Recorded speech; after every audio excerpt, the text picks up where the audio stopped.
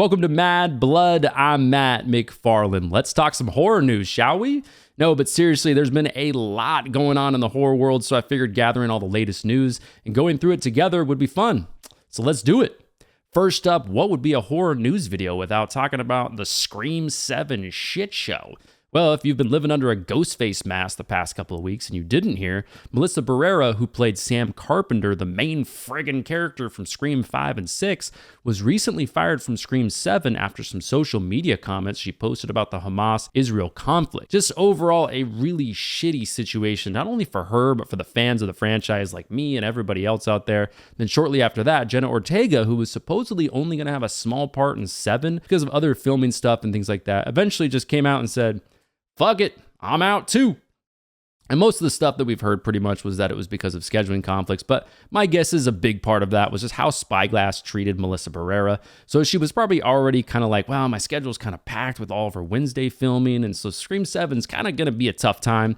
Then after what happened, I'm sure she just decided to pull the plug. So kind of crazy that the core 4 from Scream 6 is now gone forever. So with the entire Scream 7 original direction in shambles now, basically, the latest from Bloody Disgusting and other news sources is that they're going to go for a full creative reboot and backing up that Brinks truck and trying to get Neve Campbell back. But not just Neve, her Scream hubby, Patrick Dempsey, as well. Now, as you probably already know, Neve wasn't in Scream 6 because of all we heard is because of a pay dispute, essentially. Now they're going to try to get her back, basically. But you also might remember Patrick Dempsey, not only from the new slasher Thanksgiving that just came out, but he also played Detective Mark Kincaid in Scream 3. But then in Scream 5, we found out that Sydney and Mark got married and had some kids. I mean, it definitely sucks to see one of my favorite horror franchises basically on life support at the moment. Scream's always been one of the most consistent franchises as far as quality goes, for sure. So unless they're going to be able to bring at least Neve back, I don't know. I think they're going to have a tough time keeping that quality of the franchise going like they have.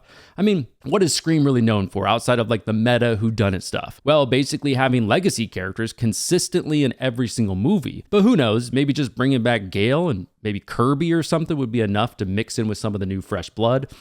Who knows? But it's going to be interesting to see how it all unfolds for sure. All right, up next, we've got some more news on the new Alien movie coming out. And it's some damn good news. According to Kaylee Spaney, who will be starring in the movie, it's supposed to slot in between the first movie and the second movie. They brought the same team from Aliens, the James Cameron film. Same people who built those xenomorphs actually came on and built ours, she says. So getting to see the original design with the original people who've been working on these films for 45 plus years and has been so much of their life has been really incredible, she said. Now, if you're not brushed up on all your Alien lore, the original Alien movie from 1979 was set in the year 2122. Then James Cameron's 1986 sequel, Aliens, was set in 2179, about 57 years later. So it will take place between those two movies, which is amazing because both those movies, even though they're very different movies, one's more of a horror movie and the other one's kind of more of an action movie, but both incredible movies. And so far we're hearing good things about this new one, so I'm stoked about that. At the moment, the new one will be called Alien Romulus, and it's set to be released in August of 2024. All right, up next, according to Fangoria, The Blackening is getting a sequel. So The Blackening was made for about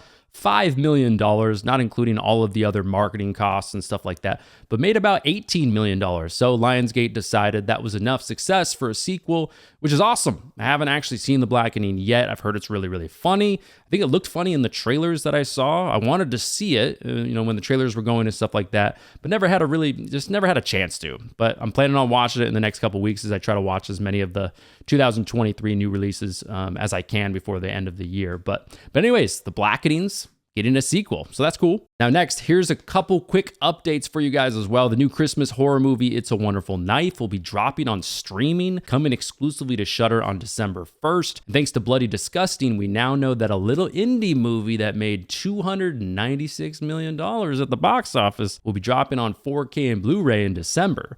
So what small little indie movie am I talking about? Well, Five Nights at Freddy's, of course. And you're also going to get some cheeky little bonus features as well.